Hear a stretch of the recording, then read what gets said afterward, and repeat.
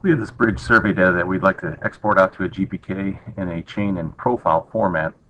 And most people think when you want to export out survey data out to a GPK, you just go up to the Project Explorer and you go down to the field book and you right-click Export to GPK format.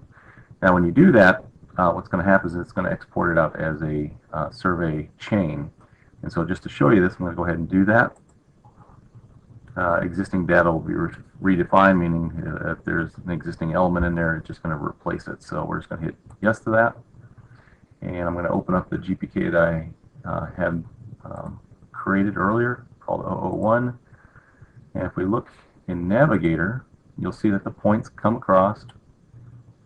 You go to chain, there's no chains listed there, but if you go to survey chain, all the survey chains come across. Now, what we need is a profile and we need a chain, and we don't have that. So what we're going to do is we're going to export this data out via a land XML file.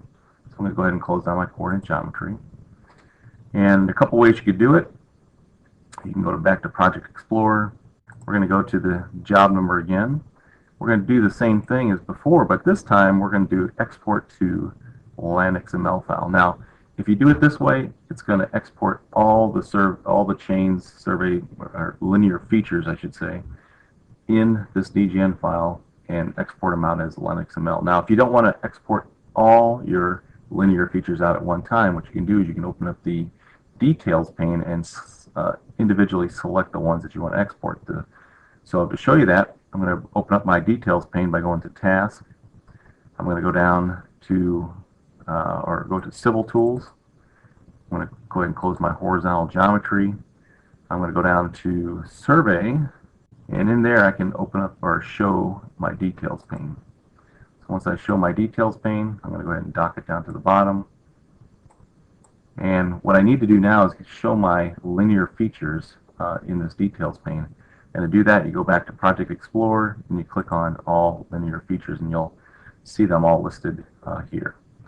So now if I would just want to export out a few of these, I can go ahead and select the rows that I want, kind of like so. Or you can grab a whole bunch of rows just by left clicking and holding and dragging down. Now to export just these items out, you come over to the far left column, you right click, export selected items to land XML. Again, it needs to go to land XML because if you export to a GEOPAK format, it's just going to export it out as a survey chain. Okay, so we're going to go to land XML. We're going to export those. It's going to ask for a land XML file. We're going to go ahead and create one. I'm just going to call it survey data. I'm going to hit save. And now once that land XML file is done, we can go ahead and import that into Kogo. And to do that, we're going to open up Kogo once again. It's the 001. Now again, remember in this 001, I already have my points already in here for all my survey chains. I already have survey chains in there, but I don't have chain and I don't have profile. Okay. So what we're going to do now is we're going to try to import the profiles and the chains. And to do that in coordinate geometry, if you go down to File, Import, land XML geometry, we're going to open that up. I'm going to go pick my land XML file that I just created called survey data. And I'm going to import profiles, I'm going to import chains, and I'm not going to import points because I already exported those out earlier. Now, if you didn't do that earlier step, you would want to click on import points. But since we already did it, they're already in the GPK, we don't need to do it again. Okay. So now I'm going to go ahead and hit import, and it's going to import those profiles and chains, or try to at least. At the end, it'll say land XML file has been imported. Now, if we look at the output window in Kogo, you'll see that the points and the profiles came in, or sorry, the profiles come in, but the chain, for whatever reason, had an issue. Tried to store the chain, gave the stationing, but it didn't list out any of the points that belong to that chain. And so if we look at Navigator, you can see our profiles came in, our chains did not. So there's a bug with this. We're going to report it to the Bentley folks, and hopefully they can get that fixed. But we're going to have to, for our workaround, we're going to have to manually import those chains, or recreate them, I should say. And to do that, we're going to go to the element pull down. We're going to go to chain. We're going to go to store from elements. Okay. Now to store these chains, I'm going to utilize that XML file, because the XML file has all that information in there for the chains. And so I'm going to go out and open up my Windows Explorer, and I'm going to head out to the location, and I'm working outside of ProjectWise. So I'm just going to go to my tserv proj. I'm going to go to Scott, the job number, data, and there's that survey data XML file. And I'm just going to go ahead and open that. You can see in this XML file it's got a lot of information in there. I'm going to go down to where it starts trying to store the chains, and you can see one right there, 755.3.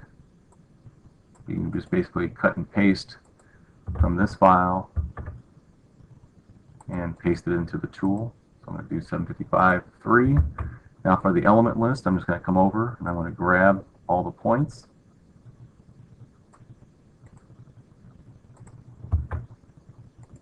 And paste them in there.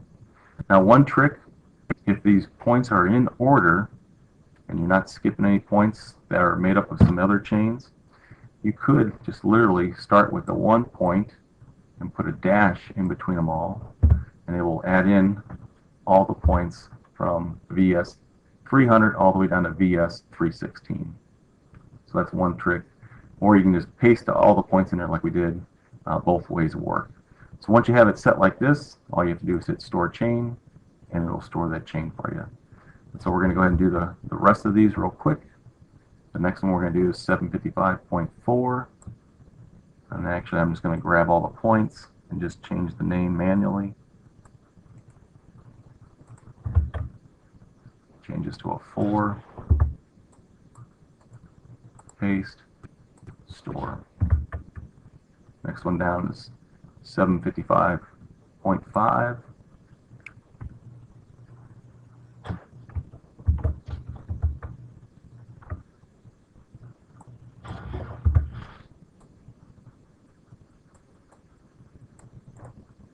Paste, store. The last one we're going to do is one called 755.6.